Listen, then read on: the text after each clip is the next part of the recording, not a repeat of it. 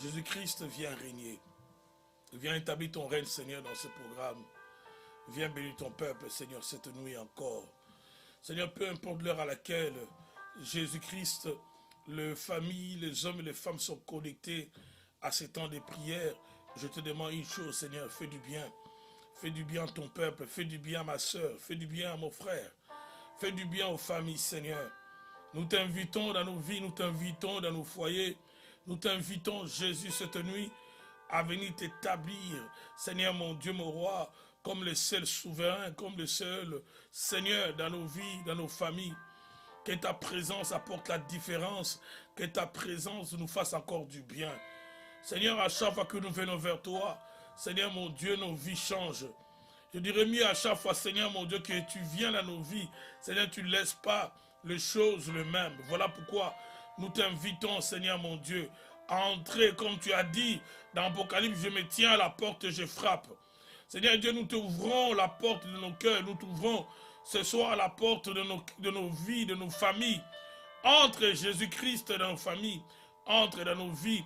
Viens t'établir, viens Seigneur Jésus-Christ régner. Viens Seigneur mon Dieu habiter en nous.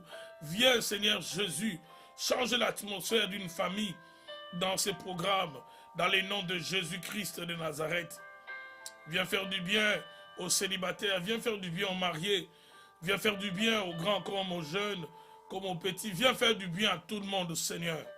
Nous t'invitons dans ces programmes, Seigneur, que la puissance de ton sang, Seigneur mon Dieu, oui Père, nous purifie.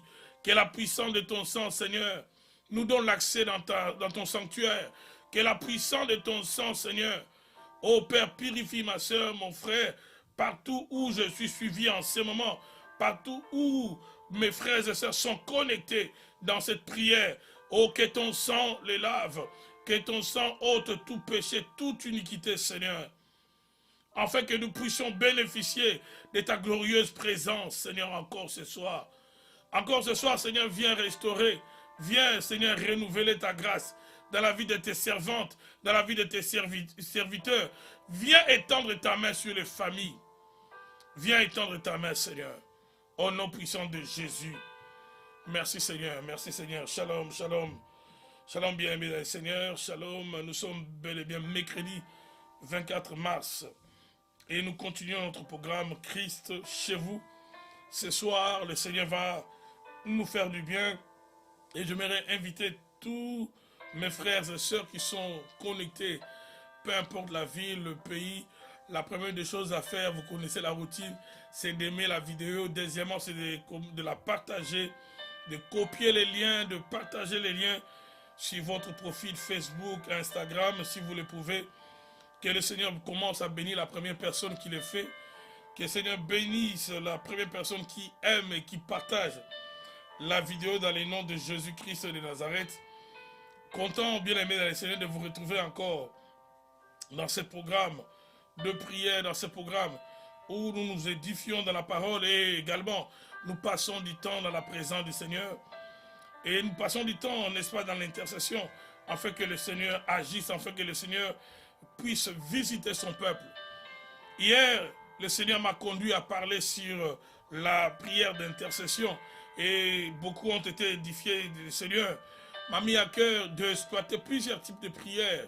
Nous allons les découvrir avec moi, pas seulement ce soir et même dans la suite du temps. Nous allons les découvrir dans ce programme Christ est chez vous, plusieurs sortes de prières, prières de supplication, de confession, l'adoration. Nous allons apprendre beaucoup sur la prière et tous ceux qui seront connectés dans ce programme, vos vies de prière ne resteront plus les mêmes. Parce que la prière nécessite qu'on soit, n'est-ce pas, enseigné, j'allais dire initié à cela. La prière nécessite une formation. Je répète, la prière exige une formation. Partagez la vidéo pendant que je suis en train de dire ces choses. Lorsqu'on parle de la prière d'une manière générale, souvent au milieu des chrétiens, il y a ce que les chrétiens disent lorsqu'ils parlent de la prière. Ils disent que la prière ne s'apprend pas, la prière se pratique. Est-ce que c'est vrai ça? Allons-y, bien aimés dans le Seigneur, dans le livre, dans l'évangile selon Luc. le chapitre 11e. Le chapitre 11e, je vais d'abord, d'une manière générale, parler de la prière dans sa globalité avant de revenir sur les types de prières que nous avons commencé à découvrir encore hier. Vous savez, j'aime beaucoup la prière d'intercession. J'aime beaucoup la prière d'intercession parce que je crois que c'est une prière, c'est un type de prière que tout chrétien doit découvrir, doit aussi pratiquer. C'est un type de prière qui nous amène dans d'autres dimensions, qui nous change de niveau, qui nous rapproche de Dieu et qui nous amène à faire du bien aux autres. C'est un type de prière qui nous amène aussi dans l'utilisation des dons spirituels, qui nous amène à développer une grande spiritualité. Pendant que je suis en train de dire ces choses, partagez la vidéo s'il vous plaît. Continuez à partager la vidéo, je ne serai pas long ce soir. Je salue tous ceux qui sont connectés, soyez bénis, ma sœur Rebecca, sois bénie, partage la vidéo, sœur Nathalie, Totila, sois bénie, ma sœur Audrey, sois bénie, que le Seigneur te fasse du bien, sœur Gladys, sois bénie. Oh, je vois quelqu'un qui a écrit enfant de Dieu, Sephora, sois béni. Que la grâce de Dieu soit sur sa servante, la sœur Bita. Que la grâce de Dieu soit sur mon frère Marc Ayinda. Que la grâce de Dieu abonde sur ma sœur Emilienne. Continuez à partager, s'il vous plaît. À partager la vidéo. Je bénis tous ceux qui m'ont salué, tous ceux qui écrivent. Sœur Irmine, que Dieu vous bénisse depuis la France. Que la grâce de Dieu abonde dans vos vies. Que le Seigneur bénisse la sœur Sarah, sœur Céline. Oh là là, que Dieu vous bénisse depuis le Brésil, que la grâce de Dieu abonde dans votre vie. Servant de l'Éternel, sœur Stélie, soit bénie également. Servant de l'Éternel, sœur Laurence, que le Seigneur vous fasse du bien, que Dieu étende sa main sur votre époux, sur votre fille, au nom de Jésus-Christ de Nazareth. Que le Seigneur vous fasse du bien, serviteurs, servants de Dieu, enfants de Dieu, croyants, partagez la vidéo. Et si vous avez de quoi écrire, oh, le Seigneur va vous communiquer des révélations ce soir et vous allez bien passer la nuit. Et la bonne manière de dormir, c'est de dormir après avoir écouté la parole de Dieu, après avoir été dans la présence du Seigneur. Avant de revenir sur ce qui est le titre principal, combattre par la prière, j'aimerais d'abord parler de la prière. J'ai posé une interrogation que nous nous interrogeons souvent. Est-ce qu'il faut enseigner à prier? Comment apprendre à prier? Souvent on dit, voilà, la prière ne s'apprend pas, la prière c'est pratique. Ou encore on apprend à prier en priant. Ce sont souvent ces genres de phrases que nous écoutons. Moi aussi, il m'est arrivé de les dire à un moment donné. Mais lorsque j'ai étudié le livre de Luc 11, ça a changé ma perception sur la prière. J'ai compris que la prière nécessite une certaine formation, un enseignement. Quelqu'un qui n'est pas enseigné dans la prière, c'est quelqu'un qui pratiquera la prière, mais qui la pratiquera très mal. Je répète, quelqu'un qui n'est pas enseigné sur la prière, c'est une personne qui va mal pratiquer la prière. C'est pourquoi la plupart des ministères qui ne sont pas équilibrés, où il n'y a pas la parole, où il n'y a que la prière, où on prie du matin au soir, vous allez voir, on peut prier beaucoup, mais il n'y a pas aussi beaucoup de résultats. Pourquoi? Parce qu'ils pratiquent la prière, ils font beaucoup de prières, mais ils les font mal. Et c'est pourquoi le Seigneur, mon frère, ma soeur, je crois que si le Seigneur t'a connecté dans ce programme, il y a des choses, il y a des vérités sur la prière que le Seigneur veut que tu apprennes, afin que tu pries bien. Jacques est en train de dire, vous demandez et vous ne recevez pas, parce que vous demandez mal. Donc lorsque nous prions mal, lorsque nos prières sont mal formulées, nous pouvons demander, mais nous n'allons pas recevoir. Ou partager la vidéo. Merci Seigneur pour ta glorieuse présence dans ce programme ce soir. Jacques est en train de dire que vous demandez et vous ne recevrez pas. Vous ne recevrez pas parce que vous demandez mal. Je vais revenir sur Luc, Jacques 4, verset 3. Merci Seigneur. Jacques 4, verset 3. Je vais revenir sur Luc 11. Ici, j'aimerais souligner quelque chose de fondamental. Vous allez voir certaines personnes certaines personnes, elles sont souvent en train de prier, de prier. Mais leurs prières n'en font rien de bon. Leurs prières ne changent pas de situation. Pourquoi cela? C'est possible de beaucoup prier et ne pas produire des résultats. Parce qu'on prie mal. C'est pourquoi le Seigneur nous donne cet enseignement afin de nous éclairer. Partage la vidéo, ma soeur, partage la vidéo, mon frère. Tu peux appeler un ami.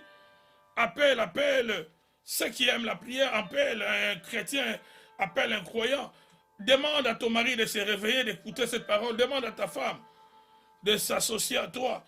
Écoutez pendant quelques minutes ce que nous allons dire sur la prière. Je dis Jacques 4, verset 3.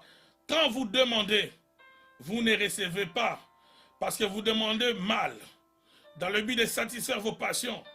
Quand vous demandez, je lis dans la version Vie Nouvelle, quand vous demandez, vous ne recevez pas, parce que vous demandez mal, Donc on peut mal formuler la prière. On peut prier mais mal prier. On peut demander dans la prière mais on demande mal. Et quand on demande mal, on ne recevra pas. On ne va rien recevoir de la part de Dieu. Et c'est ça déjà un problème. C'est pourquoi il y a des gens, vous allez apprendre, des gens qui vont te dire, quelqu'un qui va te dire, pasteur, j'ai trop prié dans ma vie, finalement je me suis fatigué.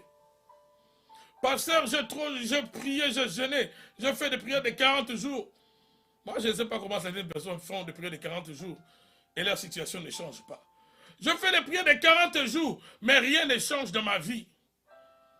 Est-ce que tu as prié et jeûné de la bonne manière? Et lorsque nous revenons maintenant dans le livre de Luc, Luc 11, Jésus-Christ était allé prier. Merci Seigneur. Luc 11, premier verset. Jésus priait un jour dans un certain endroit.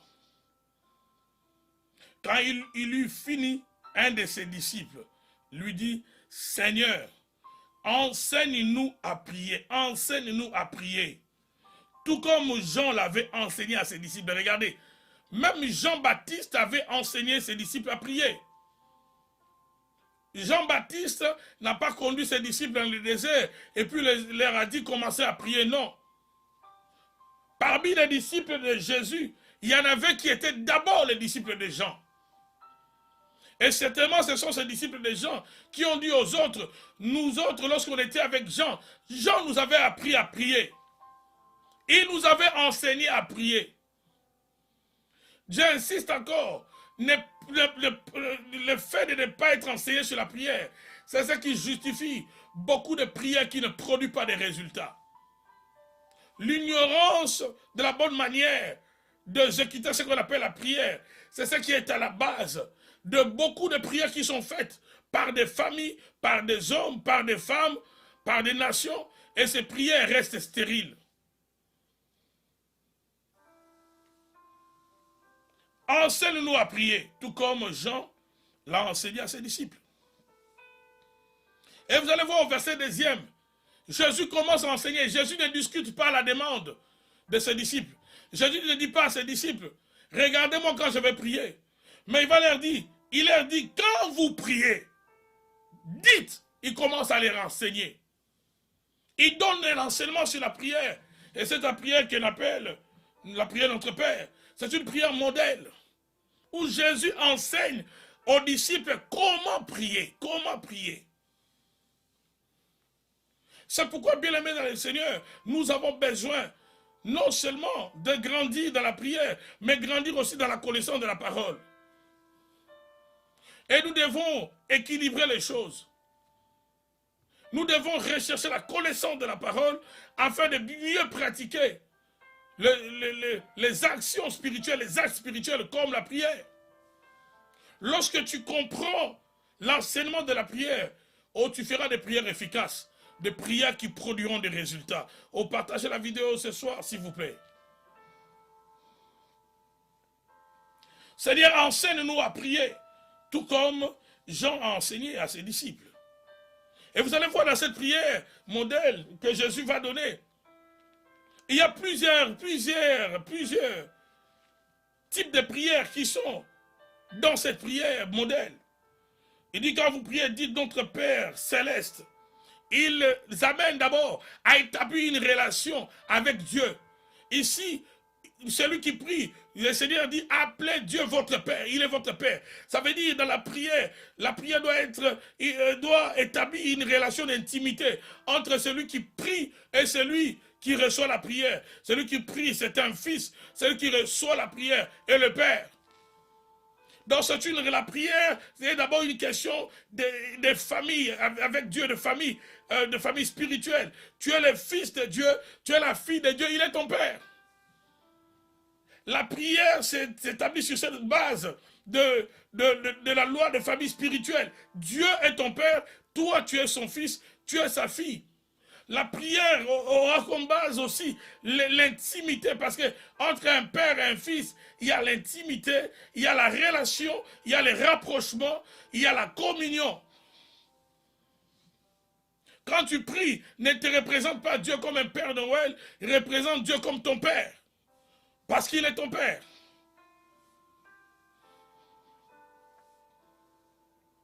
Il dit dans cette prière, je vais vite, que la sainteté de ton nom soit respectée. Je préfère lire ça dans la version Louis II, pour partager la vidéo pendant que je dis ces choses. Que la gloire de Dieu déborde dans ta vie, toi qui suis cet enseignement ce soir dans le nom de Jésus-Christ de Nazareth.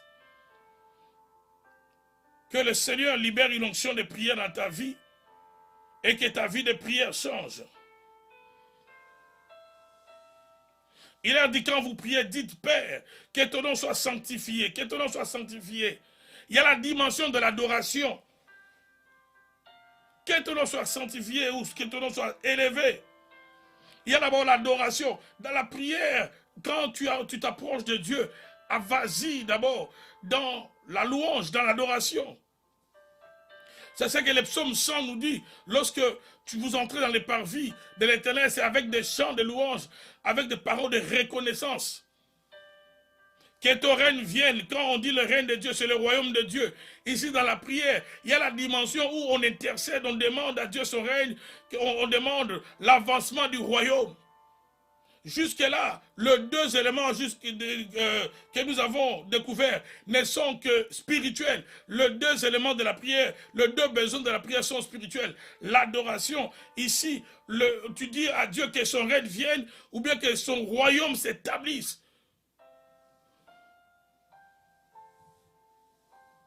Donc le besoin du royaume de Dieu doit venir avant dans ta prière.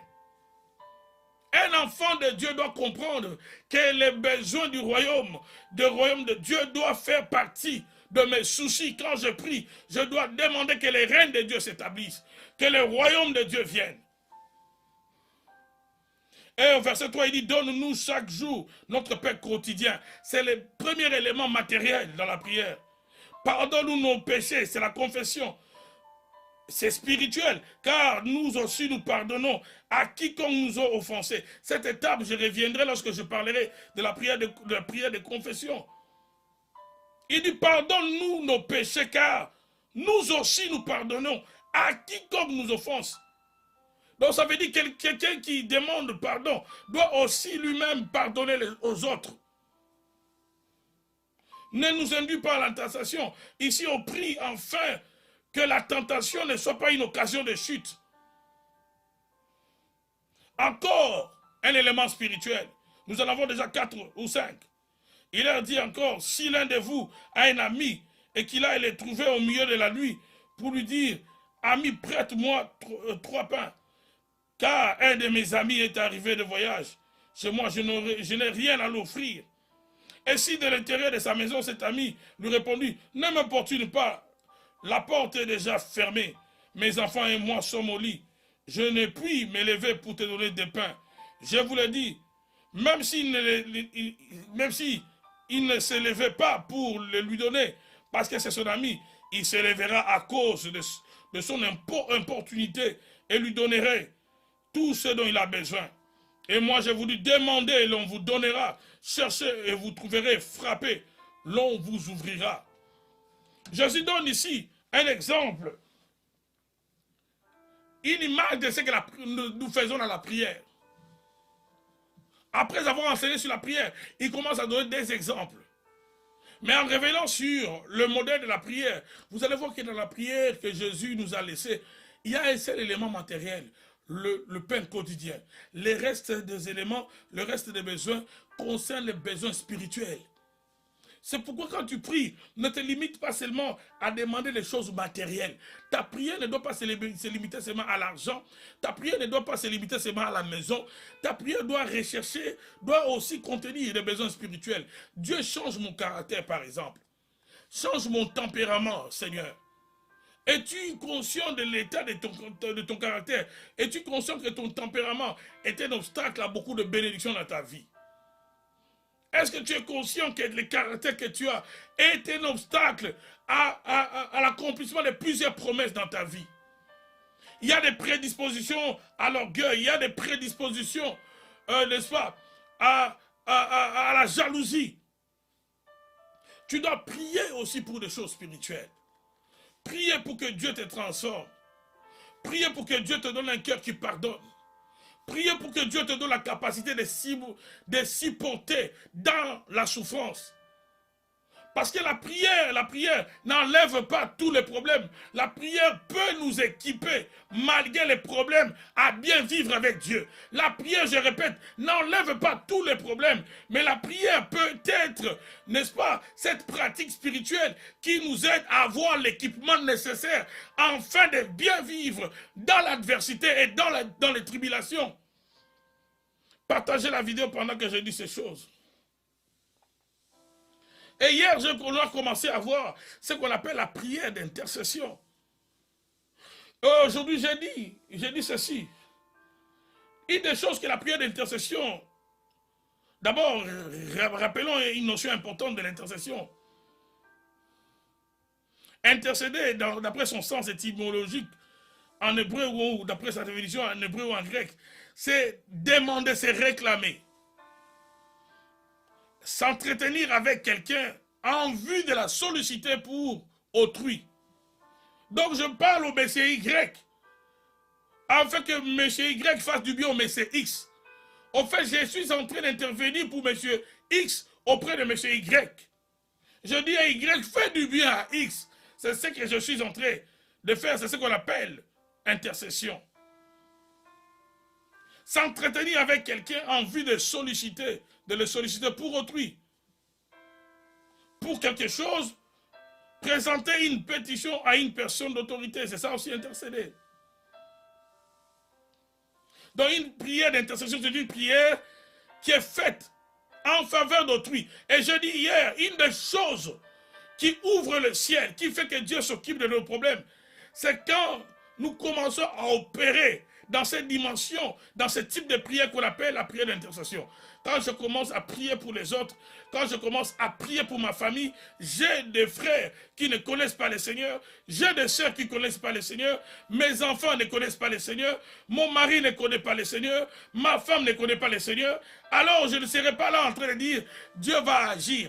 Oh, Dieu fera grâce. Ça, c'est le langage des chrétiens. Dieu fera grâce. La phrase Dieu fera grâce cache beaucoup de paresse dans la vie des chrétiens. La phrase Dieu fera grâce, je ne suis pas contre la grâce, mais Dieu fera grâce ne veut pas dire que tu ne dois pas prier pour ton mari qui ne connaît pas le Seigneur. Dieu fera grâce ne veut pas dire que tu ne dois pas prier pour ta fille qui est en train de se prostituer. Dieu fera grâce ne veut pas dire que tu dois t'avouer vaincu pour ton garçon qui est devenu drogué.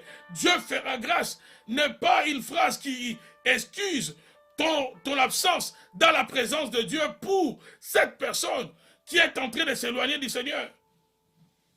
Oh, si tu es béni, ce soir, partagez la vidéo s'il vous plaît.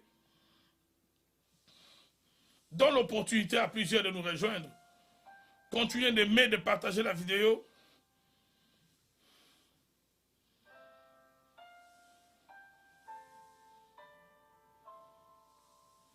Donc, je disais hier, j'étais en train de nous aider de comprendre le bien fondé de la prière d'intercession. C'est que les bénéfices qui sont attachés lorsque tu pries pour les autres, tu ne restes pas au même niveau.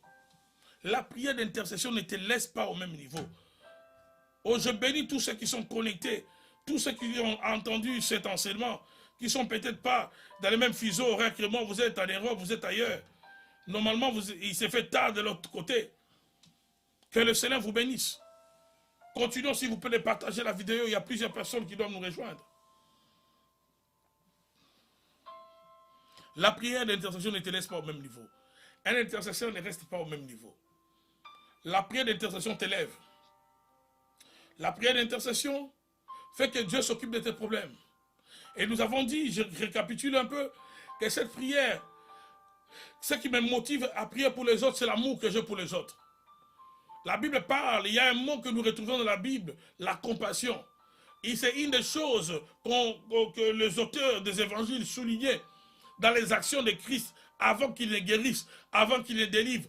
On dit souvent que Jésus eut compassion. Il eut compassion. Celui qui prie pour les autres, c'est celui qui a la compassion des autres. Tu dois aimer les autres. Quelqu'un qui n'aime pas les autres, la prière d'intercession ne sera qu'une formalité. Celui qui n'aime pas les autres, la prière d'intercession, ça sera comme un perroquet qui est en train de répéter des paroles. Mais une des choses qui va produire les résultats dans ta prière, c'est l'amour, l'affection que tu as pour les autres. Des fois, tu oublies tes propres problèmes.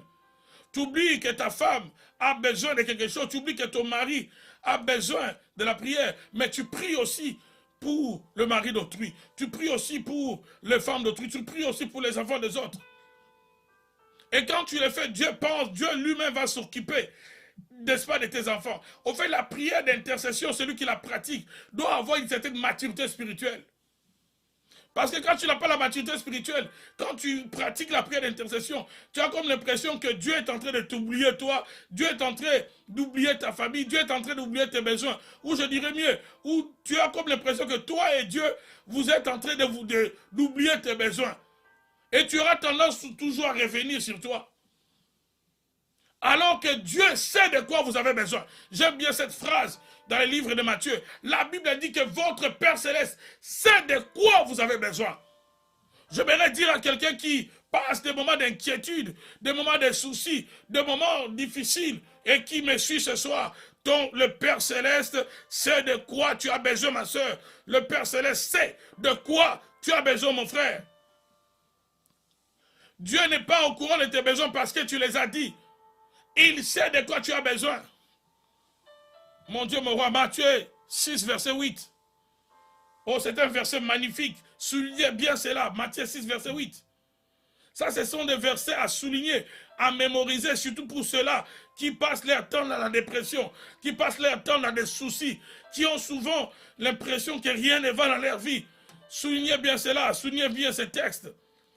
Tu peux même l'écrire sur ton mur, afin que ces versets puissent devenir un rhéma, une parole inspirée. Et que ces versets fassent la guerre à tout souci dans ta vie, dans le nom de Jésus-Christ de Nazareth. Matthieu 6, verset 8. Ne leur ressemblez pas, car votre Père sait de quoi vous avez besoin. Avant que vous le lui demandiez. Waouh, c'est super ça.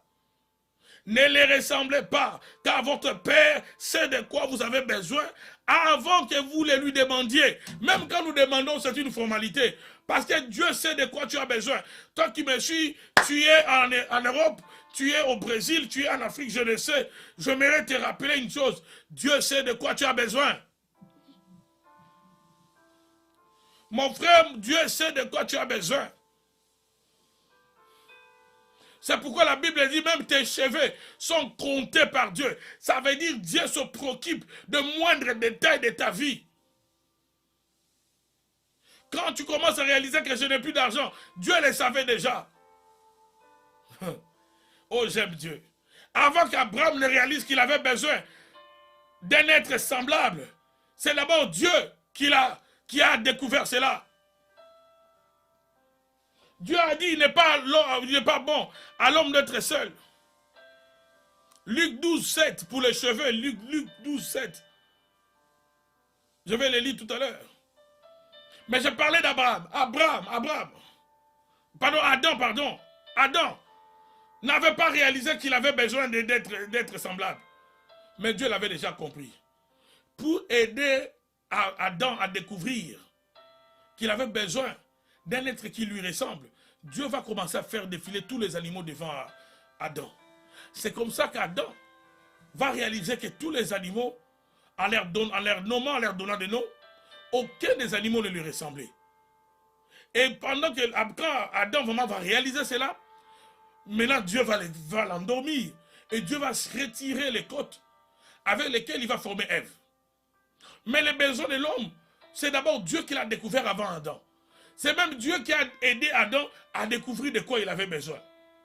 Quand toi tu découvres tes besoins, Dieu ne les découvre pas au même moment que toi. Oh, écris cela mon frère. Quand toi tu découvres tes besoins, Dieu ne les découvre pas au même moment que toi. Quand toi tu comprends que non, il me faut une femme, Dieu le savait déjà. Quand toi tu comprends ma soeur, il me faut un mari, Dieu le savait déjà. Quand toi tu commences à te soucier pour la maternité, Dieu le savait déjà. Partagez la vidéo s'il vous plaît. Dieu le savait déjà. Dieu se préoccupe de toi. Dieu, lui seul, il suit ta vie en détail, plus que même, comme toi, tu te préoccupes de toi. Qui prend le soin de compter ses cheveux? Qui parmi nous prend le soin de compter ses cheveux? Mais dans Luc 12, verset 7, oh, ça c'est le mystère de Dieu, ça c'est le mystère de Dieu. Il mérite notre confiance, il mérite notre confiance, notre Dieu. Dieu mérite que tu le fasses confiance. Arrête de pleurer sur ton sort, ma soeur. Dieu mérite que tu le fasses confiance. Dieu, je répète encore, il mérite que tu le fasses confiance. J'ai dit Luc 12.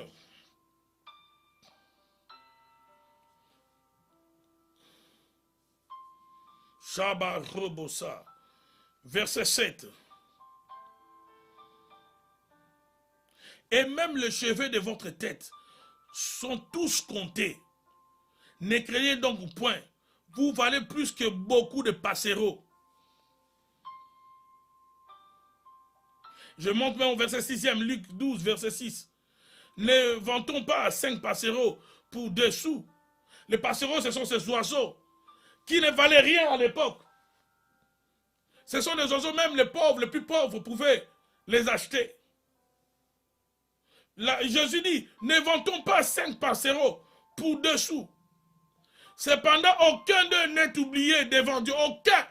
Dieu se soucie même des choses qui n'ont pas de valeur aux yeux des hommes. Et même les cheveux de votre tête sont tous comptés. Waouh! Dieu fait de la comptabilité de mes cheveux. D'ailleurs, moi, naturellement, déjà, je suis coiffé. Mais la Bible dit, Dieu fait de la comptabilité de mes cheveux. Il compte mes cheveux. Ma soeur, toi qui tu aimes bien tes cheveux, mes soeurs, vous qui aimez vos cheveux, avez-vous déjà pris le temps, le soin de compter vos cheveux? Mais il y a un Dieu au ciel qui compte vos cheveux. Ça veut dire il se soucie de vous. Il prend vos soucis en sa charge. C'est pourquoi il faut le faire confiance. Quand tu pries pour les autres, je répète, Dieu ne t'oublie pas. Quand tu pries pour les autres, tu démontres par là que tu connais, dit le Seigneur. Tu sais qu'il prend soin de toi. Tu sais que le Seigneur, il s'occupera de toi. Que tes problèmes deviennent une priorité de Dieu. Et Dieu lui-même, il se présente, nous avons vu hier, Christ se présente comme un avocat. Christ lui-même se présente comme qui? Comme un avocat. Selon le livre, je pense de 1 Jean 2, 1 Jean 2. Christ se présente comme un avocat. Il est un avocat, un défenseur. Un défenseur. Lorsque nous lisons dans Hébreux 8, vers 6, même le Saint-Esprit aussi, il intercède. Le Saint-Esprit aussi intercède. Christ se présente comme un avocat. 1 Jean 2, 1. Le Saint-Esprit aussi intercède. Donc quand tu intercèdes, tu es en train de jouer le même rôle que Christ. Tu es en train de jouer le même rôle que le Saint-Esprit. Alors Dieu t'associe à une activité divine. Romains 8, 26. Romains 8, 26.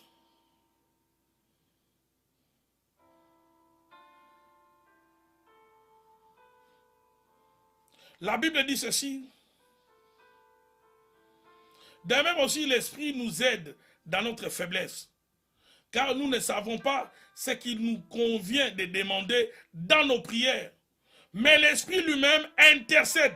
L'Esprit lui-même intercède comment? Par des soupirs inexprimables. L'Esprit lui-même intercède. L'Esprit intercède. Christ intercède. Quand tu intercèdes, ça veut dire Dieu te fait participer dans une activité divine. Prenez Romains 8, 34, nous le dit encore.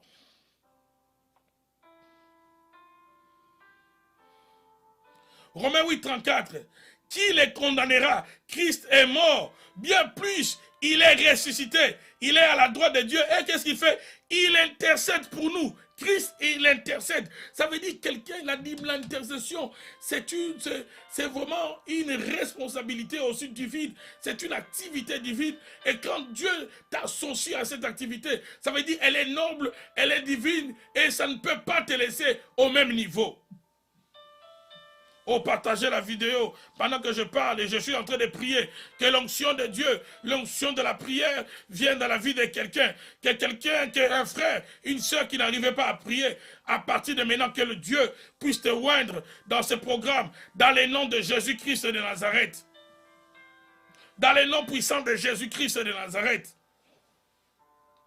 Et même en passant, bien aimé dans le Seigneur, quand vous réalisez que l'Esprit de Dieu intercède, Christ intercède, vraiment, avec toutes ces prières-là, les sorciers doivent avoir.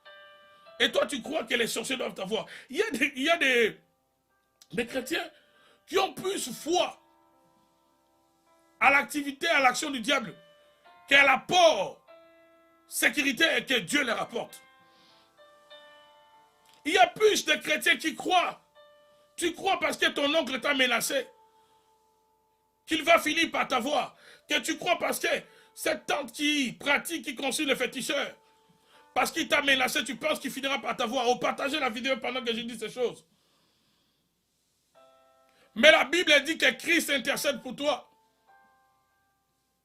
Le Saint-Esprit intercède pour toi. Et quand Dieu t'appelle à l'intercession, ça veut dire que Dieu t'associe à une activité dans laquelle Dieu lui-même opère.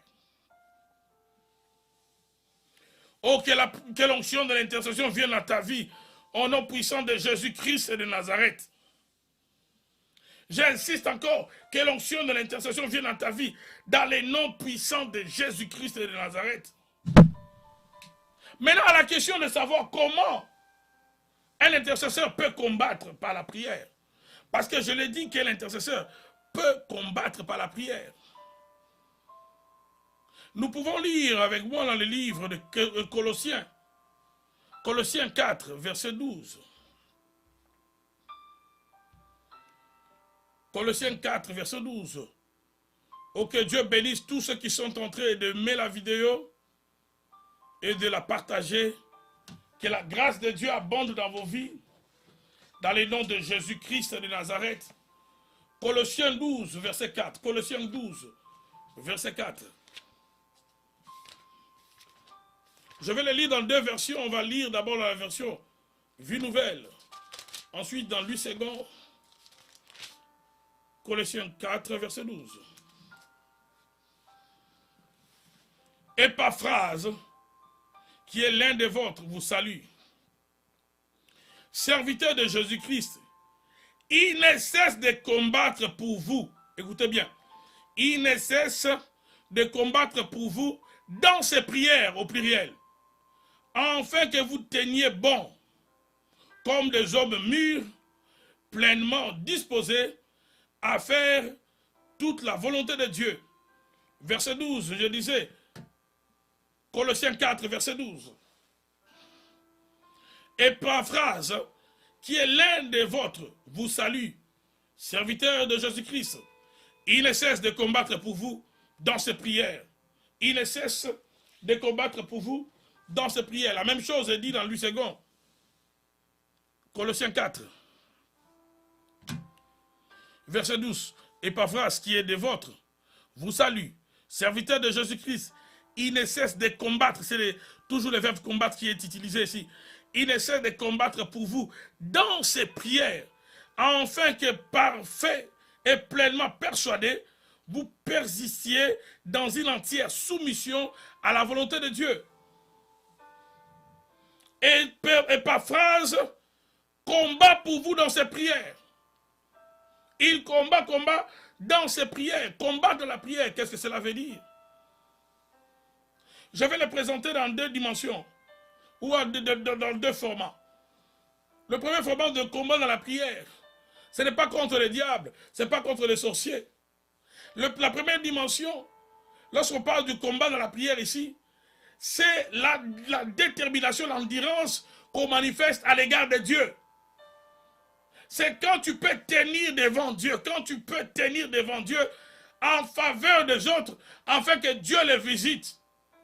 Combattre dans la prière, ce n'est pas seulement d'abord devant les sorciers, devant les diables, non, devant d'abord Dieu. On partageait la vidéo pendant que je dis ces choses. Que la grâce de Dieu vienne dans la vie de tous ceux qui sont en train de partager cette vidéo dans le nom de Jésus-Christ de Nazareth. Donc, Épaphras ici, lorsqu'on parle de combat dans la prière, c'est d'abord notre endurance, notre détermination, notre façon de persuader Dieu, afin que Dieu intervienne en faveur des autres. Tu dois savoir comment parler à Dieu. Un intercesseur, c'est celui qui lutte avec Dieu aussi. Oui, qui lutte avec Dieu. Jacob a lutté avec Dieu.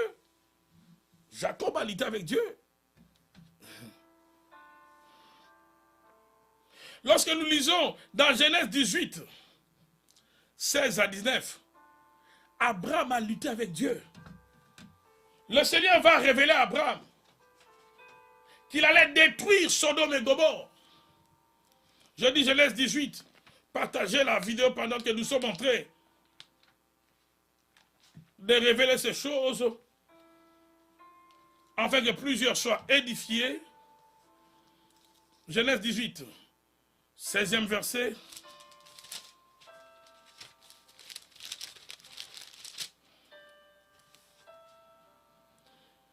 Ces hommes se levèrent pour partir en se dirigeant du côté de Sodome. Et Abraham les accompagna pour les reconduire. Alors l'Éternel dit, cacherai-je à Abraham ce que je vais faire? Abraham deviendra une nation grande et puissante, et toutes les nations de la terre seront bénies en lui. En effet, je l'ai choisi, afin qu'il ordonne à ses fils et à sa famille, après lui, de garder la voie de l'Éternel en pratiquant la droiture et la justice. Ainsi l'Éternel accomplira en faveur d'Abraham les promesses qu'il lui a faites. Et l'Éternel dit, le cri contre Sodome et Gomorrhe a augmenté et leur péché est énorme. C'est pourquoi je vais descendre et je verrai s'ils ont agi entièrement d'après le bruit venu jusqu'à moi. Si ce n'est pas le cas, je le saurai. Et la Bible dit au verset 23, je saute. Abraham s'approcha et dit, supprimeras-tu vraiment le juste et le méchant? Peut-être qu'il y a 50 justes dans la ville. Le supprimeras-tu et ne pardonneras-tu pas à cette ville à cause de 50 justes qui sont au milieu d'elle? Faire mourir le juste avec le méchant, si bien que le sort de juste serait identique à celui du méchant. Cela ne correspond certainement pas à ta manière d'agir. Celui qui juge toute la terre n'appliquera-t-il pas le droit? L'Éternel dit, si je trouve à Sodome 50 justes, je pardonnerai à toute la ville à cause d'eux. Abraham reprit, voici j'ai eu l'audace de parler au Seigneur, moi qui ne suis que poussière et cendre. Peut-être qu'à ces 50 justes, en manquerait-il 5. Pour 5, détruiras-tu toute la ville? L'Éternel dit, je ne la détruirai pas si je trouve 45 justes. Et le texte continue. Nous avons un modèle de quelqu'un qui a lutté avec Dieu. Partagez la vidéo s'il vous plaît. Nous avons ici le modèle de quelqu'un qui a lutté avec Dieu. Abraham a lutté avec Dieu. Abraham a lutté avec Dieu. Abraham a lutté. Dieu lui dit, je vais détruire Sodome et Gomorrhe. Abraham va dire à Dieu, s'il y a 50 personnes là-bas, vas-tu détruire? Dieu va dire, non, je ne vais pas détruire. Il va dire à Dieu, tu es un Dieu juste. Tu ne peux pas détruire les méchants et les justes. S'il en manquait 5, ça veut dire, d'abord il a parlé des 50. Il dit, s'il en manque 5, ça veut dire s'il y a 45 justes. Vas-tu quand même détruire les justes et les méchants? Et Dieu va dire, je ne vais pas les détruire. Il va continuer à lutter avec Dieu. Jusqu'à ce qu'à la fin, Dieu va envoyer des anges afin de libérer Lot, son neveu qui était là-bas. Par tes prières d'intercession, tu peux lutter avec Dieu afin que plusieurs de ta famille soient sauvés. Tu peux lutter avec Dieu. Quand on dit c'est une lutte, ça veut dire que ce n'est pas aussi facile. Des fois, tu as comme l'impression que Dieu n'écoute pas. Des fois, tu as comme l'impression que le ciel ne répond pas. Des fois, tu as comme l'impression que tu parles, rien ne change. Continue, on appelle cela un combat. Continue à lutter. Continue à lutter. Prie pour ta famille. Prie pour tes enfants qu'ils ne se comportent pas bien. Ne te limite pas simplement à déplorer le comportement de ta fille, de ton garçon. Partagez la vidéo s'il vous plaît. Ne te limite pas seulement à déplorer le comportement de ton mari, de ta femme. Il faut prier. Une parenthèse, qu'il y a une erreur que beaucoup de chrétiens commettent. La prière n'exclut pas la lecture de la parole. Et la lecture de la parole n'exclut pas la prière. Ça ne veut pas dire parce que tu as lu la Bible que tu ne dois pas prier. Il y en a qui vont te dire, moi je prie beaucoup la parole. Oh non, ce n'est rien. Mensonge. Tu ne seras pas équilibré. Parce que les deux sont reliés. Par la parole, tu prends la connaissance, tu reçois la connaissance que tu vas appliquer dans ta prière. Et dans la prière, plus tu pries, plus tu vas aimer la parole. Parce que tu sauras que ce que la parole dit est vrai. Grâce aux accomplissements de promesses que tes prières produiront. Oh, j'aimerais que tu puisses partager la vidéo. Encouragez-moi à continuer, s'il vous plaît. Donc, Abraham était en train de lutter. Dans la prière, on peut combattre avec Dieu. On peut combattre. Jacob a lutté avec Dieu. Jacob a lutté. Jacob a lutté. Il a dit à Dieu, je ne te laisserai pas si tu ne m'as pas béni. Il faut lutter avec Dieu. La première dimension du combat est par phrase lutter afin que Dieu puisse bénir le peuple, afin que Dieu puisse agir en faveur du peuple.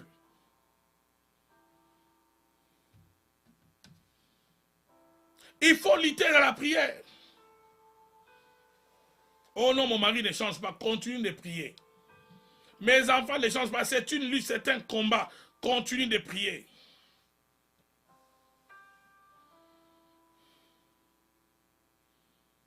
Abraham a prié, Moïse a prié. Dans Nombre 11, 1 à 2, Moïse a lutté. Nombre 11, 1 à 2, la Bible dit le peuple murmura. Et cela déplut aux oreilles de l'Éternel. Lorsque l'Éternel l'entendit, sa colère s'enflamma. Le feu de l'Éternel s'alluma parmi eux et dévora l'extrémité du camp. Le peuple cria à Moïse. Moïse pria l'Éternel et le feu s'arrêta. Mon Dieu, mon roi. Combien de gens qui peuvent arrêter le feu de la colère de Dieu sur leur famille? Le peuple a murmuré. Vous savez une chose, Dieu n'aime jamais le murmure. J'aimerais dire aux murmureurs, peu importe le domaine, le secteur dans lequel vous pratiquez le murmure, vaut mieux ne pas être dans une organisation que de faire partie de murmureurs, des gens qui sont là que pour murmurer. Dieu ne fait jamais route avec ceux qui murmurent. Je répète encore, Dieu ne fait jamais route avec ceux qui murmurent. Et dans toute organisation, Satan a souvent ce pion, des gens qui sont toujours insatisfaits. Des gens qui voient toujours une autre façon de voir les choses. Mais lorsqu'on leur donne aussi la commande, oh là là, ils ne changent pas non plus les choses. Ils ont que des illusions en eux. Ils ont que des illusions dans leur esprit.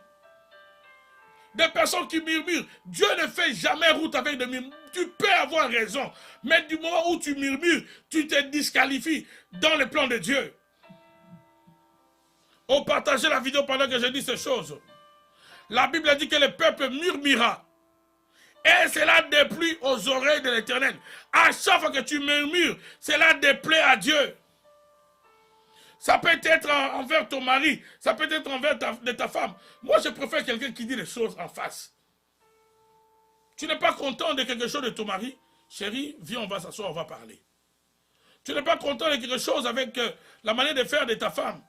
Dans la paix aussi. Quand vous parlez dans la paix, tenez la télé. Soit diminuer le volume. Parlez calmement. Parlez calmement. Parce qu'une des choses qui empêche une bonne communication, c'est le bruit qui sont aux alentours. Vous êtes en train de parler, l'autre les yeux sur l'ordinateur. L'un a les yeux sur l'ordinateur, l'autre les yeux sur la tablette. Mais vous voulez arranger quelque chose entre vous, ça ne marchera pas. Il faut arrêter un peu ces appareils. Donc ici, nous avons le peuple qui a murmuré. Et cela a déplu à Dieu. Le Seigneur a envoyé le feu. Le feu a commencé à consumer les extrémités du camp. Les gens ont commencé à mourir. Mais Moïse va lutter avec Dieu dans la prière. La Bible dit, Nombre 11, verset 1 à 2. Moïse pria l'Éternel et le feu s'arrêta. J'aimerais dire à une femme, j'aimerais dire à un homme, par ta prière, le feu peut s'arrêter, le feu qui consume, le feu de la mort qui est en train de consumer dans ta famille, Dieu peut l'arrêter. Tu dois apprendre à parler à Dieu. Dans Nombre 14, 13 à 19. Ici, c'est Moïse qui intercède. Dieu va dire à Moïse, je vais détruire le peuple. Ce peuple m'a fatigué. Mais au travers de toi, Moïse, je vais susciter une descendance. Je vais refaire une nation. Moïse dit à l'Éternel, Nombre 14, 13 à 19. Moïse dit à l'Éternel, les Égyptiens la prendront, eux du milieu desquels tu as fait monter ce peuple, par ta puissance. Ils les diront aux habitants de ce pays. Ils savaient que toi, Éternel, tu es au milieu de ce peuple et que tu apparais visiblement, toi, Éternel, que ta nuée se tient sur lui, que tu marches devant lui, le jour dans une colonne de nuée et la nuit dans une colonne de feu. Et si tu fais mourir ce peuple, comment un seul homme, comme un seul homme, pardon, les nations qui ont entendu parler de toi, diront l'Éternel n'avait pas le pouvoir de bénir ce peuple dans le pays qu'il avait juré de lui donner. C'est pour cela qu'il l'a égorgé dans le désert. Moïse dit à Dieu, si tu détruis ce peuple, malgré que ce sont des rebelles, les Égyptiens et tous les autres peuples vont dire, tu as été incapable. Tu les as sortis de l'Égypte, mais tu as été incapable de les amener à la terre promise. Voilà pourquoi tu les as égorgés au désert. Moïse va convaincre Dieu de laisser le peuple en vie. Un intercesseur, c'est celui qui sait combattre dans la prière. Il sait comment parler à Dieu. Combattre, c'est d'abord savoir comment parler à Dieu. La première dimension de la prière, c'est de savoir lutter avec Dieu. De savoir lutter avec Dieu. Vous savez, Moïse avait tenté une chose. Quand Dieu a dit à Moïse, tu n'entreras plus dans la terre promise. Moïse a tenté au moins à 3 à 4 reprises pour ramener Dieu dans les sujets. Dieu le connaissait, Dieu savait que Moïse c'est un bagarreur dans la prière. Même quand Dieu lui refuse quelque chose, Moïse revenait à la charge pour dire à Dieu, Seigneur, fais grâce, Seigneur, Seigneur.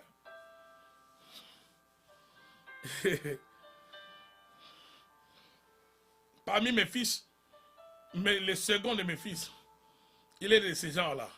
Quand il te demande quelque chose, il ne te lâche pas. Le premier, quand il te demande quelque chose, quand tu dis non, il te laisse jusqu'à ce que tu vas lui donner. Mais le second, quand il te demande quelque chose, il ne te lâche pas. Il ne te lâche pas. Quand il dit non, non, non, non, regarde, tu n'as pas bien travaillé, il dit papa, je vais me rattraper. Il reste là, il te sourit. Quand il te déplace, il te pose la question, papa, tu as besoin d'eau? Finalement, tu vas dire, bon, c'est bien aimé, qu'est-ce qu'il cherche? Bon, finalement, regarde, va jouer. Je vais te donner ce que tu veux. Il finit par avoir ce qu'il veut. Parce que quand il demande quelque chose, il ne lâche pas. Dans la vie, mon frère, ne sois pas de ces genres de personnes qui lâchent facilement. Ma soeur, ne sois pas de ces genres de femmes qui se fatiguent facilement. Il faut avoir la nature de bagarreur, de lutteur spirituel, mais dans la prière. La première lutte, je le rappelle, dans la prière, le premier combat, c'est avec Dieu. Savoir convaincre Dieu. Ce combat consiste à savoir comment parler à Dieu, afin que le Seigneur accorde la délivrance, le salut, pour ceux pour qui tu pries.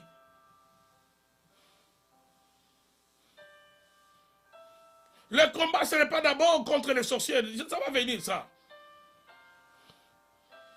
Et par phrase littéraire dans la présence de Dieu. C'est une lutte parce que des fois, ça prend beaucoup. Ça peut prendre des mois, ça peut prendre des années, afin que Dieu puisse changer ton garçon, afin que Dieu puisse changer tes frères qui ne connaissent pas le Seigneur, afin que Dieu puisse sauver plusieurs de ta famille qui blasphèment, afin que Dieu puisse sauver ton mari, afin que Dieu puisse sauver ta femme. Tu as comme l'impression que ça ne marche pas. C'est une lutte. Dans une lutte, ce n'est pas facile.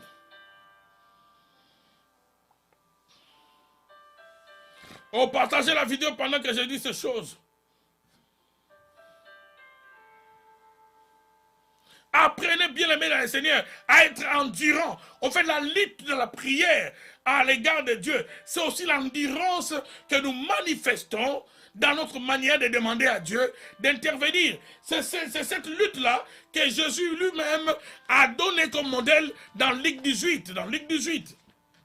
Oh, partagez la vidéo s'il vous plaît, je m'en vais pour finir. Dans Luc 18. Il faut lutter, il faut lutter, il faut lutter.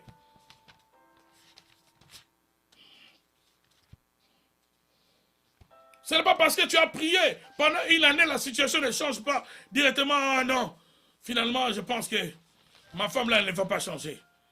Ah, mon frère là, ne va pas. C'est une lutte, c'est un combat. C'est un combat, mon frère. Continue de parler à Dieu, continue de parler à Dieu. Sois endurant dans la présence du Seigneur. Luc 18, Jésus leur dit une parabole pour montrer qu'ils devaient toujours prier sans se décourager. Dans ma version, on dit sans se décourager. Dans la version du second, on dit sans se relâcher. Jésus leur donne une parabole pour montrer qu'ils devaient toujours prier sans se décourager. Toujours prier sans se décourager. Il y a des prières qui vont enfanter des résultats, mais ce sont des prières qui vont nécessiter beaucoup de force, beaucoup d'endurance de ta part. Jésus leur montre qu'il faut toujours prier sans se décourager. Ça veut dire, ça ne sera pas facile. C'est une lutte. C'est une lutte. Tu luttes dans la présence du Seigneur. Et par phrase littéraire dans la présence de Dieu. Oh non, moi je ne supporte pas. Quand je commence à prier, directement je suis fatigué. Ma soeur, c'est une lutte, tu dois lutter. Mon frère, c'est une lutte, tu dois lutter dans la prière. C'est pourquoi quand tu fais aussi bien prier, tu sais que tu dois faire des prières où tu as besoin de parler à Dieu. Tu dois aussi établir, ça c'est une parenthèse, un horaire. Ne commence pas à prier quand tu sais déjà que tu es fatigué. Le corps est fatigué. Tu sais déjà que toi, tu ne résistes pas au sommeil. Hein, tu deviens comme moi, quand tu as sommeil, tu peux commencer à mélanger les choses, les pamplemousses. Tu parles des oranges, Seigneur, je bénis les pamplemousses, je bénis les oranges. Tu oublies que tu priais pour tes enfants. Tu commences à prier pour les pamplemousses. Tu commences à prier pour l'ananas, Seigneur. Je prie pour l'ananas, je prie pour les pamplemousses. Tu commences à prier pour des choses qui n'ont pas de sens. Quand c'est ainsi, mon frère, ma soeur, évite de blasphémer, évite de blasphémer. Il y a des gens à qui il faut donner cette leçon. Ne blasphème pas. Quand tu n'as pas tes sens en place, arrête cette prière-là. Arrête cette prière-là. Quand tu n'as pas tes sens en place, je répète encore, arrête cette prière-là. Partagez la vidéo pendant que je suis en train d'avancer, s'il vous plaît. Ne prie pas quand tu n'as plus tes sens en place. Tu risques de commencer à maudire le ciel. Parce que tu es fatigué. Quand tu veux faire des prières avec endurance, avec détermination, prie quand tu es fort. Mais dans une certaine dimension de la prière, il y a des sacrifices que tu seras amené à faire. Des fois même quand le corps est fatigué, tu sens que non. Il faut que je reste dans la présence de Dieu. Il faut que je reste dans la présence de Dieu. Il faut que je reste dans la présence de Dieu. Partage la vidéo. Il faut que je reste dans la présence de Dieu. Je dis, Jésus a donné une parabole pour montrer qu'il faut toujours prier et sans se décourager. Ceux qui se découragent n'obtiendront rien dans la vie. Ceux qui relâchent, ceux qui abandonnent, ce sont des lâches. Et les lâches ne gagnent rien dans la vie. Ni dans le domaine spirituel. Ne te décourage pas, mon frère. Continue à fléchir les genoux. Jésus va donner cette parabole de cette femme. La Bible dit, dans Ligue du Sud, verset 2, il dit, il y avait dans une ville un juge qui ne craignait pas Dieu et qui n'avait d'égard pour personne.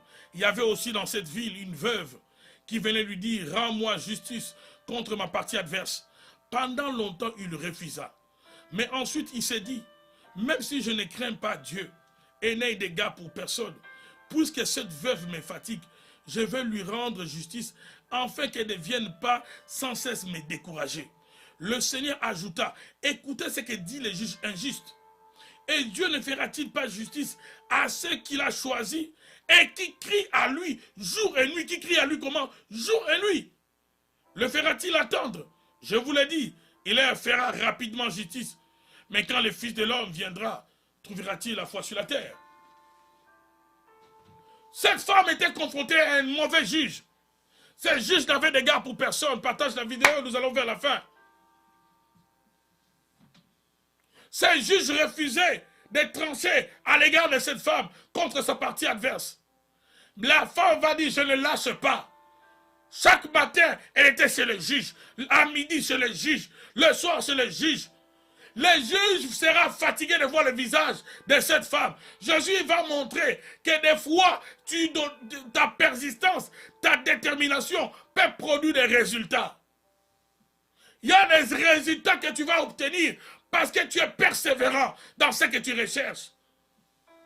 Tu veux les changements de ce garçon qui est devenu drogué, les changements de cette fille. Ne relâche pas, n'abandonne pas. J'ai toujours dit aux parents, toi surtout maman, tu as porté un enfant. L'enfant commence à se méconduire. Tu es la mieux placée pour parler à Dieu en faveur de cet enfant. Tu l'as porté dans ton sein. Cet enfant a été relié à toi par le cordon ombilical. Tu es la mieux placée femme afin de réclamer le changement dans la vie de ta fille, le changement dans la vie de ton garçon. Oh, que la grâce de Dieu, l'onction de la détermination, l'onction de la persévérance vienne dans la vie de quelqu'un, dans le nom de Jésus-Christ de Nazareth. Que Dieu libère cette onction dans ta vie, au nom puissant de Jésus-Christ de Nazareth. Qu'il y ait des gens qui relâchent facilement, qu'il y ait des gens qui abandonnent facilement, qu'il y ait des gens qui se découragent facilement. Parler à Dieu, c'est aussi un combat. Pour certaines requêtes, ça nécessite une certaine détermination. Ça nécessite de l'endurance.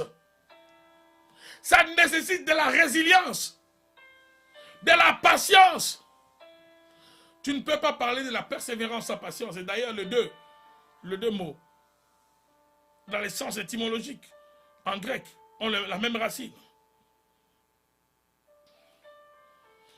Persévérance, patience. Continue de prier, continue de prier. C'est une lutte, c'est un combat, comme Épaphras l'était pour les chrétiens de Colosse, afin que ces chrétiens puissent s'attacher à Dieu. C'est pas facile de voir quelqu'un qui donne son cœur au Seigneur et qui commence à grandir, à évoluer. Il y a toujours une force contraire qui va vouloir les ramener vers le bas. C'est pourquoi nous devons apprendre à prier pour des gens qui se convertissent. Ne sont pas des spectateurs devant ceux-là qui se convertissent aujourd'hui, qui demain abandonnent. Parce que le diable fait la guerre à ceux-là qui viennent au Seigneur. Et parfois, c'était en train de prier pour les chrétiens de Colosse, afin que Dieu puisse les affermir. Ils luttaient dans la présence de Dieu. Ils combattaient dans la présence de Dieu, afin que Dieu puisse affermir ces chrétiens-là. Beaucoup parmi nous abandonnent. C'est parce qu'il n'y a personne qui lutte dans la prière, afin de demander à Dieu, affermir ses frères, affermir ses sœurs. Tu dois lutter dans la présence de Dieu. À 5 heures du matin, aujourd'hui, j'étais fatigué. Quand le sommeil s'est coupé, je dis, ah bon, vous avez coupé mon sommeil? J'ai dit à ces bien-aimés qui m'ont attaqué la nuit, j'ai dit, ah bon, vous avez osé. C'est fini, je vais aller prier. Je vais aller prier. Vous m'avez aidé, c'était mes malheurs. Quand je suis entré dans la ligne de prière de l'équipe des femmes transformées du centre Montagne Sainte, j'ai déjà trouvé le feu là-bas. J'ai dit, ah c'est bon, je vais continuer avec la prière. Quand le sommeil se coupe, toi, qu'est-ce que tu fais? Tu commences à déprimer. Tu commences à penser à la mort. Pour aller où? Tu veux mourir pour aller où? Pour aller où? Es-tu déjà allé de l'autre côté? On t'a dit vraiment, c'est la paix là-bas. Que Dieu bénisse tous ceux qui sont en ligne. Le sommeil se coupe. Commence à prier. Commence à prier, ma soeur. Commence à prier. Oh non, j'ai envie de mourir. Mourir pour aller où? Pour aller où? Tu ne mourras pas. Tu as une mission, mon frère. Tu as une mission, ma soeur. Il y a des gens qui pensent facilement à la mort. Ils ne peuvent pas penser. Regardez, dans ma communauté, c'est moi ici. Beaucoup de décès. D'ailleurs, pendant que je parle, je chasse l'esprit des morts dans la vie de tous ceux qui me suivent ce soir, dans le nom de Jésus-Christ de Nazareth. Je répète encore, toi qui es connecté, que l'esprit de mort, même si tu ne le savais pas, si on t'a ciblé dans la sorcellerie, je chasse cet esprit de mort dans le nom de Jésus-Christ de Nazareth. Je chasse cet esprit de mort dans la vie de tous ceux qui sont connectés. Que des décès, que des morts. Et tu vas voir des chrétiens qui, dès qu'il y a un problème, ils pensent à la mort. Ils perdent le travail, ils pensent à la mort. La femme les quitte, ils pensent à la mort. Oh, ben vous pensez que la mort là, c'est facile comme ça seulement. Dis. Il faut s'attacher à la vie. Ce qui n'a pas marché aujourd'hui, ça peut marcher demain.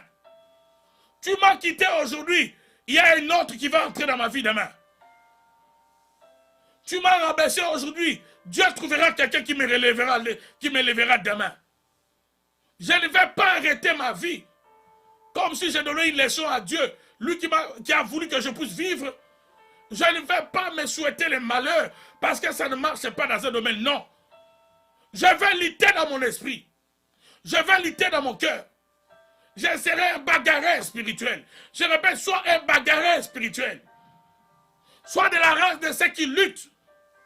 J'aime bien ces versets où la Bible dit, nous ne sommes pas de ceux qui abandonnent pour se perdre. Nous sommes de ceux qui croient et qui persévèrent pour sauver leur âme. Ne sois pas de ceux qui abandonnent, ma soeur. Ne sois pas de ceux qui lâchent facilement. Sois de la race de Jacob. Un homme, comment un homme peut lutter avec un ange?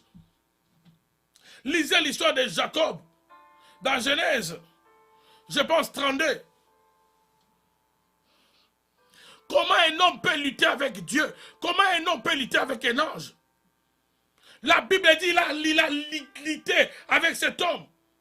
Et comme l'ange voyait que Jacob le maîtrisait, il va donner un coup irrégulier à la hanche de Jacob. Malgré cela, Jacob va lui dire, je ne te lâche pas si tu ne me bénis pas. Avec Dieu, des fois, il faut lutter, il faut lutter. Il faut être un bagarreur spirituel. Il faut être un endurant spirituel. Il y a des situations où tu te rends compte que je dois persévérer. Pourquoi? Parce que le ciel reste silencieux. Aussi longtemps, Dieu, tu restes silencieux. Moi, je vais continuer à crier. Jésus a dit 3 choses parlant de la prière. Il a dit, demandez, on vous donnera. Cherchez, vous allez trouver. Frappez, on va vous ouvrir. 3 choses. Il y a une dimension où tu demandes, ça c'est facile. Demander, tu parles. Chercher, ça commence à te prendre des efforts physiques. Matthieu 7,7. Mais quand il faut frapper, ça prend maintenant la force encore, beaucoup plus de force. Dans la prière, il y a ces trois dimensions. Il y a des prières où tu demandes des choses, ça vient. Il y a des prières où tu cherches, ça vient. Il y a des prières où tu dois commencer à frapper, où tu dois lutter avec Dieu. Je prie, je gêne. Je prie, je bâtis des autels. Je prie, je fais des veillées de prière. Je prie, je dors par terre. Je prie. Là, tout ça, je le fais. Il faut que le ciel m'entende. Il faut que le ciel m'écoute. J'ai établi un horaire que je respecte. Le matin, je me lève. À midi, je me lève. Le soir, je me lève. J'ai établi un horaire afin que le ciel, à chaque fois que midi se sonnera, Seigneur, je serai dans ta présence. À 18h, par exemple, Seigneur, tu me verras là devant ton trône. En train de répéter la même chose. Il faut que la délivrance entre dans ma maison. Délivre mes enfants. Délivre. Nous autres, je l'ai dit souvent, il n'y a pas un pasteur. Alors que ma famille était tourmentée par des esprits mauvais. Il n'y a pas un pasteur qui est venu pour faire des services de délivrance pour nous. Alors qu'on était dans des cas de possession démoniaque. C'est les parents, c'est papa, c'est maman qui payent les prix de la délivrance. Où sont ces pères, où sont ces mères qui peuvent se concentrer sur les besoins de la délivrance de leurs enfants? Où sont ces pères, où sont ces mères qui peuvent payer les prix afin que le Seigneur, par leur prière, change la situation de leurs filles, change la situation de leurs garçons? Où sont ces pères, où sont ces mères qui peuvent bâtir des hôtels, associer cela à leur prière, afin que le ciel puisse écouter? Quand tu as comme l'impression que le ciel est fermé, ne relâche pas, il faut lutter. Il faut lutter. On n'abandonne pas facilement. Dans le domaine spirituel, ce sont les persévérants qui obtiennent ce qu'ils veulent. Il y a une dimension, il y a des requêtes qui nécessitera la persévérance de ta part, sans laquelle tu ne recevras rien de la part de Dieu. Je ne te parle pas ici d'abord par rapport au diable, je te parle par rapport à Dieu.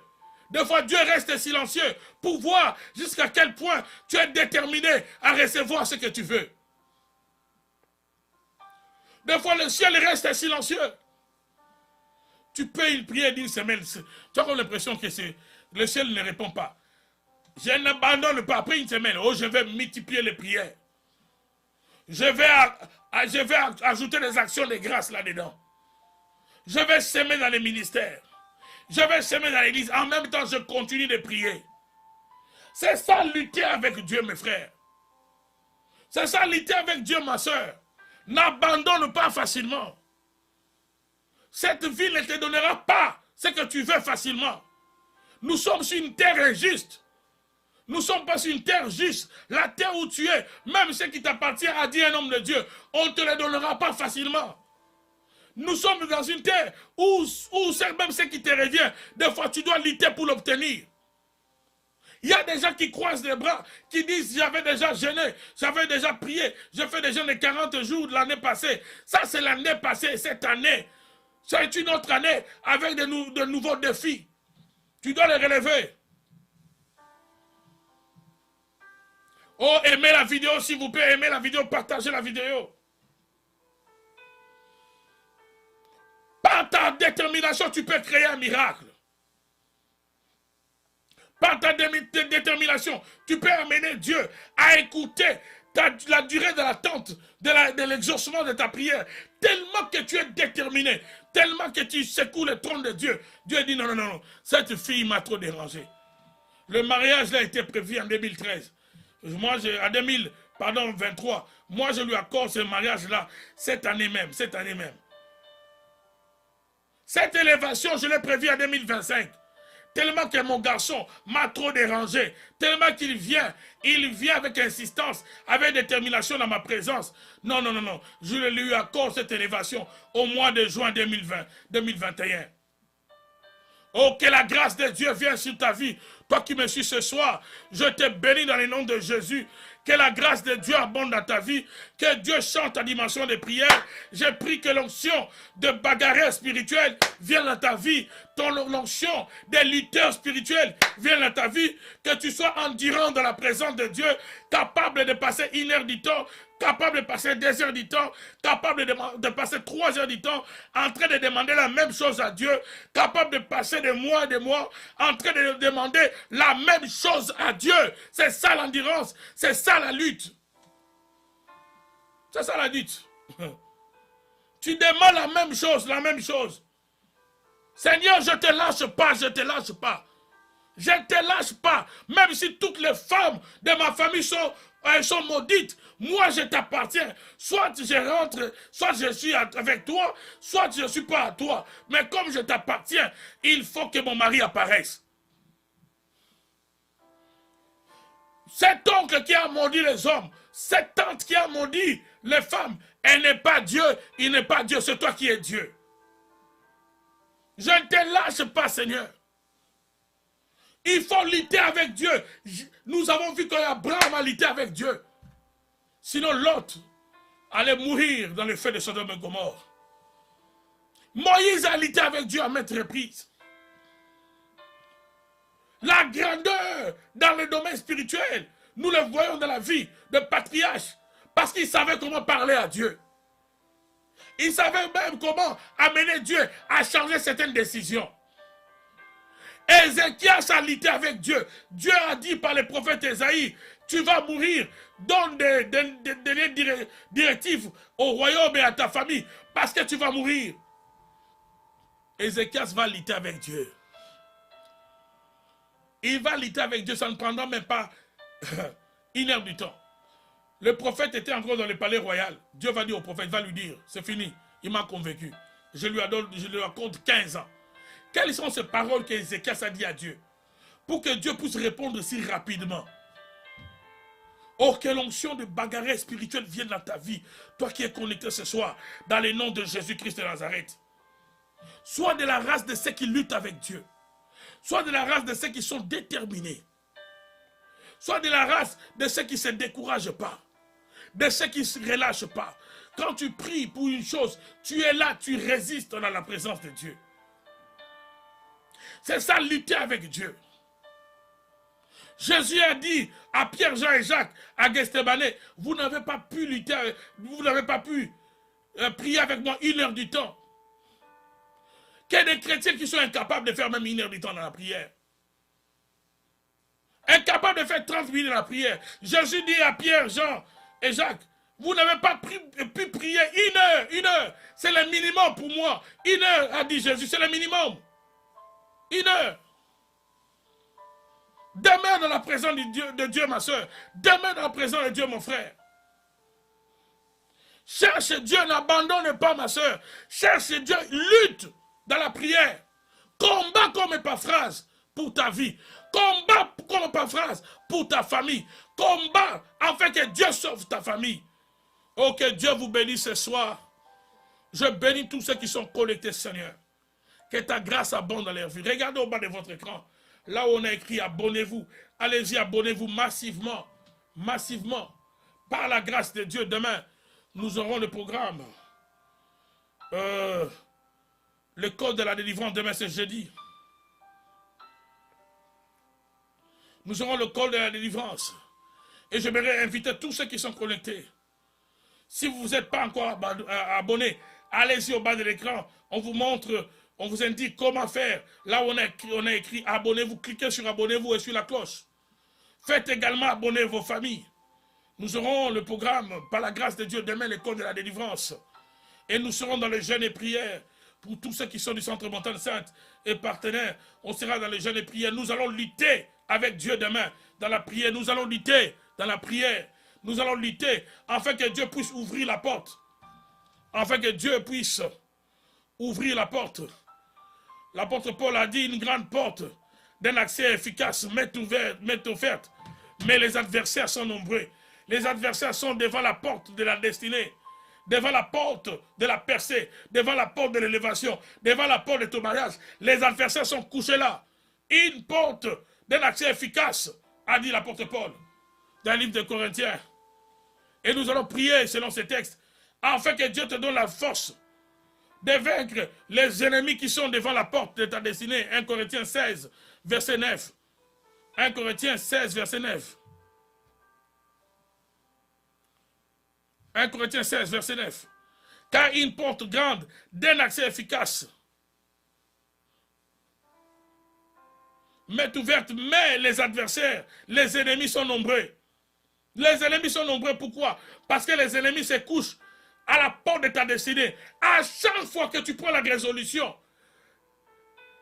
de donner un autre élan dans ta vie, à chaque fois que tu veux que les choses changent dans ta vie, c'est le moment où les esprits s'élèvent aussi. C'est le moment où les esprits de combat, les esprits de poursuite, les esprits de sorcellerie s'élèvent.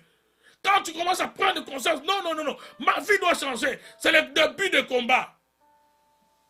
C'est pourquoi demain, nous serons dans la présence de Dieu, dans les jeûnes et prières. Que Dieu puisse s'élever dans ta vie. Que Dieu puisse te donner la victoire sur les ennemis qui se couchent sur la porte de ta destinée, dans le nom de Jésus-Christ de Nazareth. Oh, je salue tous ceux qui ont été connectés dans ce programme. Que mon Dieu vous bénisse. Que mon Dieu vous bénisse, que le Seigneur vous bénisse. Ceux qui ne prennent pas de médicaments, gênez avec nous demain. Le Seigneur vous fera du bien. Que la grâce de Dieu abonde dans vos vies. Regardez là où on a écrit abonnez-vous. S'il vous plaît, abonnez-vous massivement dans les comptes YouTube du Centre Montagne Sainte. Faites abonner vos familles. Et demain, je vous assure, nous allons passer du temps dans la présence de Dieu. Ça sera terrible, ça sera terrible. Je vous assure, il faut que ta destinée prenne une autre orientation selon le plan de Dieu. Malgré le nombre de tes adversaires, malgré le nombre des ennemis, il faut que tu marches, il faut que tu avances sur les chemins de ta destinée. Ta vie doit prendre un autre élan, ta vie doit avancer. C'est pourquoi nous allons prier, nous allons jeûner demain dans le nom de Jésus-Christ de Nazareth. Que Dieu bénisse tous ceux qui envoient leurs dons, leur libéralité au Centre Montagne Sainte. Que Dieu vous bénisse, que le Seigneur vous bénisse. Tous ceux qui envoient leurs dons, je répète, leur libéralité, leurs hôtels, afin que le Centre Montagne Sainte puisse avancer et que par cette église, que nous continuions, n'est-ce pas, à vous édifier, à être des canaux de bénédiction pour plusieurs. Merci pour tous ceux qui soutiennent la vision de cette église par leurs dons, par leur libéralité. Que vous soyez au Canada, en dehors du Canada, que mon Dieu vous bénisse dans le nom de Jésus-Christ de Nazareth. Et donc je répète encore, demain nous serons dans le jeûne et prière, vendredi également. Et à partir de 16h, de 17h, nous allons clôturer ensemble, en direct, sur YouTube. Je serai en direct et nous allons prier. Le Seigneur va faire de grandes choses. Oh, je vous bénis, vous tous qui êtes connectés. Que la grâce de Dieu soit sur vous. Bonne nuit chez vous. Pour ceux qui sont au Canada, je ne sais pas moi si c'est le matin de l'autre côté, à l'Europe ou à l'Afrique. Que la grâce de Dieu abonde dans vos vies. Ceux qui sont à l'Amérique du Sud, que Dieu vous bénisse également. Prenons rendez-vous pour demain. Que cette parole résonne encore dans votre cœur. Nous continuons demain. Que Dieu vous bénisse. Je vous aime. Merci beaucoup, serviteurs de Dieu, servants de l'Éternel. Merci, merci. Que Dieu vous bénisse. Bonne soirée chez vous. À demain. Au revoir.